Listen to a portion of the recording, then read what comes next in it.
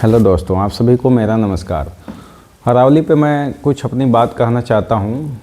आप सभी लोग जानते हैं तथ्य के रूप में कि गुजरात, राजस्थान, हरियाणा से दिल्ली तक 670 किलोमीटर लंबी वो पर्वत श्रृंखला है, जो कि एक माइन्यूट कहिए या दूरदर्शिता का अभाव कहिए या ह्यूमन एरर कहिए, इसकी वजह से बहुत बड़ा डिस्प्यूट हुआ। डिस्प्यूट का मेन कारण एक ही है कि अमेरिकी भूवैज्ञानिक रिचर्ड मर्फी द्वारा दी गई हिल्स की परिभाषा कि 100 मीटर जिसकी ऊंचाई है उसको पर्वत मानेंगे और उससे जो नीचे हैं उसको पर्वत नहीं मानेंगे।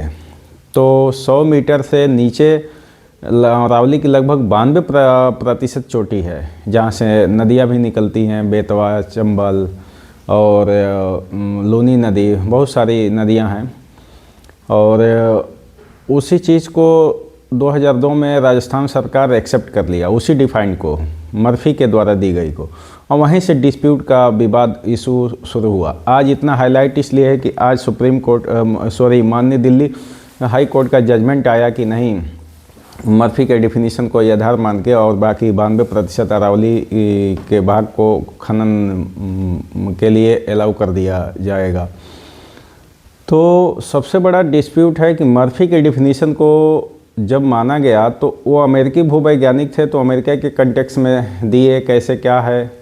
यहाँ के कंटेक्स में जब फॉरेस्ट सर्वे ऑफ इंडिया 2010 में अपना डिफिनीशन दिया हिल्स की डिफिनीशन कि किसी भी हिल्स का यदि 3 डिग्री स्लोप है, 3 डिग्री से ज़्यादा है तो उसको हिल्स मानेंगे, नहीं तो उससे कम है तो हिल्स नहीं मानेंगे। तो इस डिफिनीशन से अरावली के लगभग 90% क्षेत्र खनन माफियाओं के गिरफ्त से बाहर हो जाते, अरावली बच जाती। लेकिन 2002 में राजस्थान सरकार एक्सेप्ट किया मर्फी के डिफिनीशन को। 2010 में forest survey of India degree के आधार पर डिफाइन किया हिल्स को।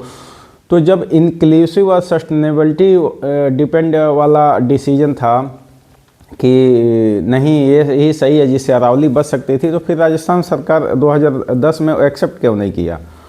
और फिर 2025 में, नवंबर 25 में सुप्रीम कोर्ट के पास पर्यावरण मंत्रालय अपनी उसको डिफाइन करने के लिए बोला, तो माननीय सुप्रीम कोर्ट ने भी वही आधार बनाया जो मर्फी ने दिया था।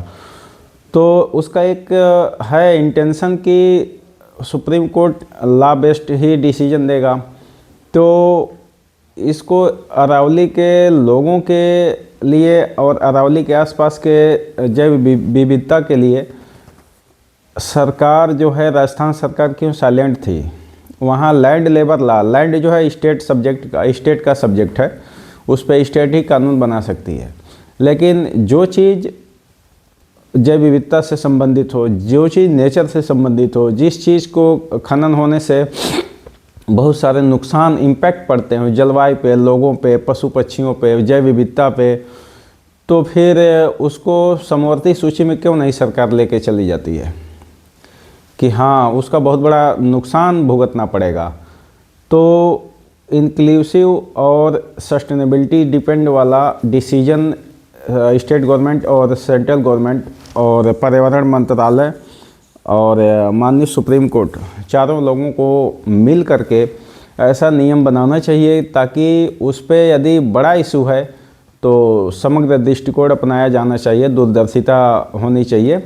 और छोटी छोटी बात ये भी है कि हम भी अरावली को बचा सकने में अदर स्टेट के लोग हैं, जहाँ वहाँ के सफ़ेद और हरा और गुलाबी वहाँ मार्बल पाए जाते हैं। मिनरल्स के अलावा सबसे ज़्यादा खनन इसलिए होता है। और हमारा सफ़ेद धारीदार संगमरमर जो हम अपनी घरों में लगाते हैं, तो home beauty, body beauty, brain beauty नहीं, तो फिर उसको हम कम करके या न लगा करके अरावली की जान बचा सकते हैं। इतना शौक़ क्यों पालते हैं। वर्किंग इफ़िशियंसी तो हमारी नहीं बढ़ती है दीवार पे संगमरमर अरावली का लगा के या किचन में लगा के।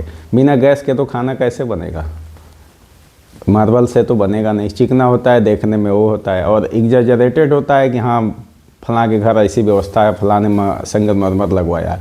तो दिखावे में और एक दूसरे की नज़र में अच्छा बनने के लिए, प्रॉस्पेरिटी दिखने के लिए हम अरावली की हत्या क्यों करें।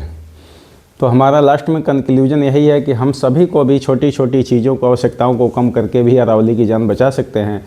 और स्टेट गवर्नमेंट और सेंट्रल गवर्नमेंट, पर्यावरण मंत्रालय और माननीय सुप्रीम कोर्ट एक इंक्लूसिव डिसीजन लेगी जिसमें रिचर्ड मर्फी के द्वारा दी गई डिफिनीशन और फॉरेस्ट सर्वे ऑफ इंडिया को मिला करके एक बैलेंसिंग डिफाइंड किया जाए ताकि अरावली की जान बचे।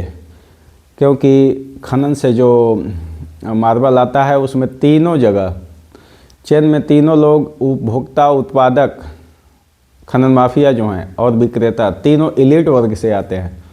और नुकसान जो है वहाँ के स्थानीय निवासियों पे और जैव विविधता पे, पर्यावरण पे पड़ता है।